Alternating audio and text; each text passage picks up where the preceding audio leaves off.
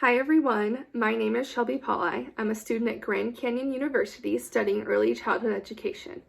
I am taking the course Methods of Structured English Immersion for Early Childhood Education, also known as ESL-436N. Today we will be talking about leveraging home and school connections in early language instruction. Throughout this video, we will discuss cultural influences, cultural competence, and the social-emotional needs of ELLs in teaching and learning. We will discuss the importance of having inclusion in schools and classroom environments. We will also talk about strategies for family and community engagement. And lastly, we will discuss the role that a family and community practices in influencing language learning students. As educators, it is important to understand the cultural influences of your English language learning students, as well as it is important to have cultural competence. Cultural competence is the ability to understand, appreciate, and interact with people whose beliefs and cultures are different than your own. As educators, we can show cultural competence by familiarizing ourselves with our students' cultural norms and cultural differences. Cultural differences can impact the student's learning.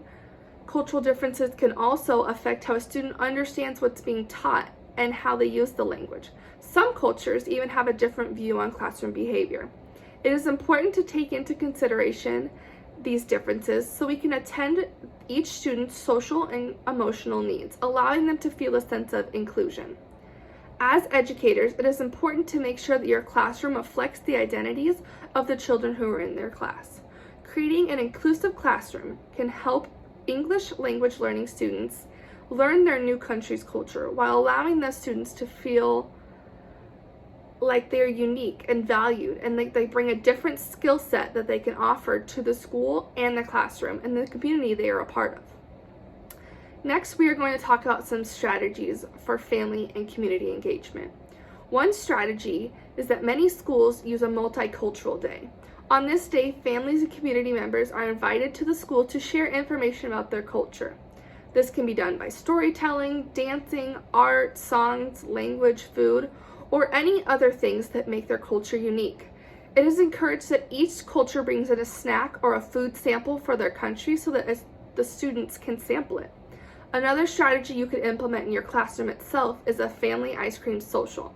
This is not like a parent-teacher conference. Families are just invited to the classroom to socialize with other families.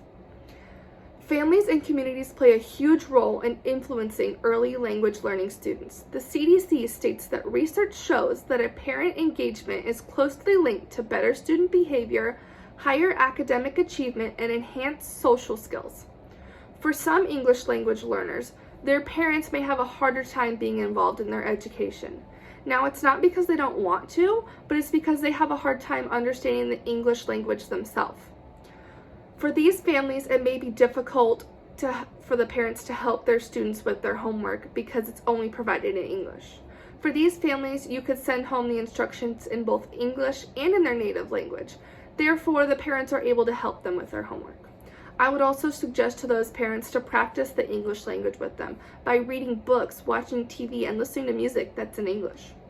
These are just a few ways that we can support our English language learning students in school and at home to better connect that home and school bond.